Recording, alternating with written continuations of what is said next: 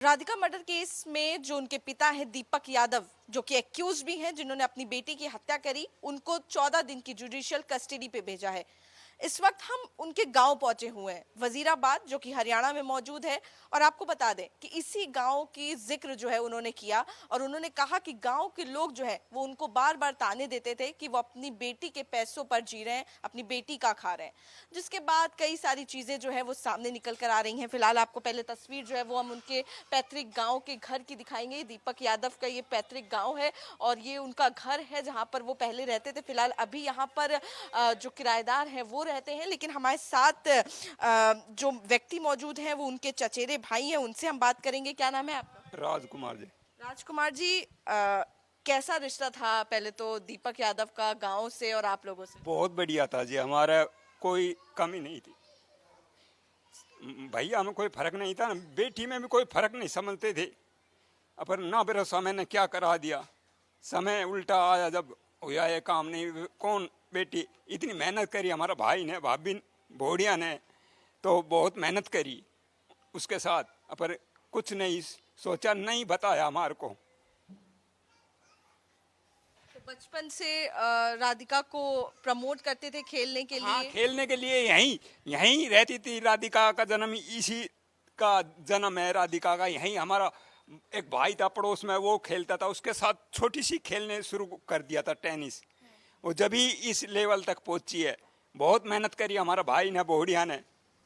क्या समय उल्टा आया है, नहीं और क्या हो सकता है।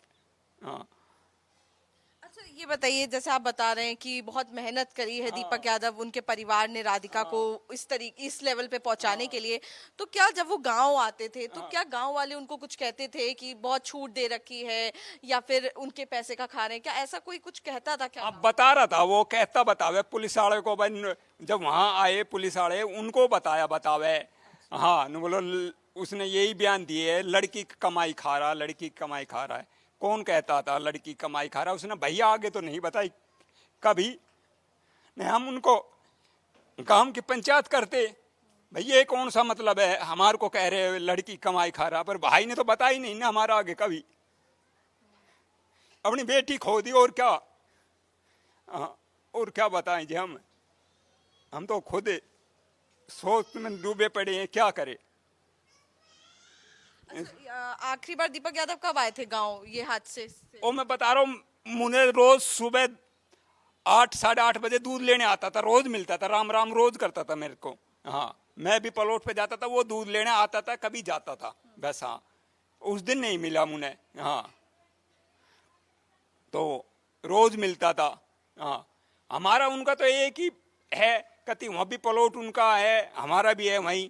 हाँ, उसका भाई छोटा आता था कुलदीप, वहाँ रोज मिलते थे। कोई ऐसी समस्या ही नहीं बताई भाई यो दिक्कत है। कभी कुछ जिक्र नहीं किया राधिका के बारे में? कभी नहीं, कुछ कोई जिक्र कराया नहीं, कोई किसी को भी नू नहीं बताया भाई यो परेशानी है। वहीं भाई विजय रहता बगल में, उसको भी नहीं बताई, किसी को नहीं बताई।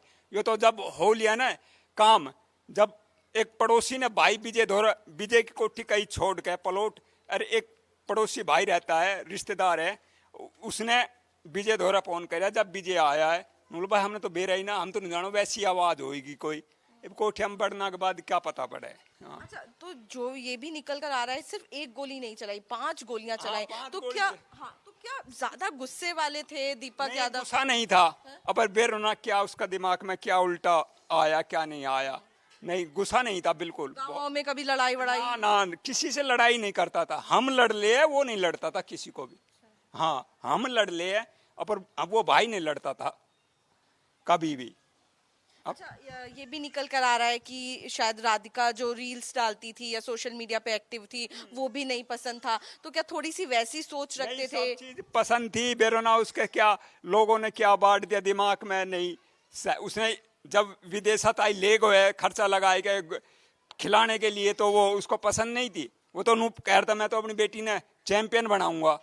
हाँ, उसके तो इरादे बहुत ऊपर तक थे, रोज कहता था इस चीज को। उसने पूरी मेहनत करी है, पूरी जान दी है दोनों ने। हाँ, तो इसका आगे क्या मत है, उसका पता नहीं क्या दिमाग में क्या बढ़ा क्या नहीं बढ़ा। हाँ, इस चीज ने तो भगवान जाने, हम तो क्या बता सकते जी। हाँ, इतना।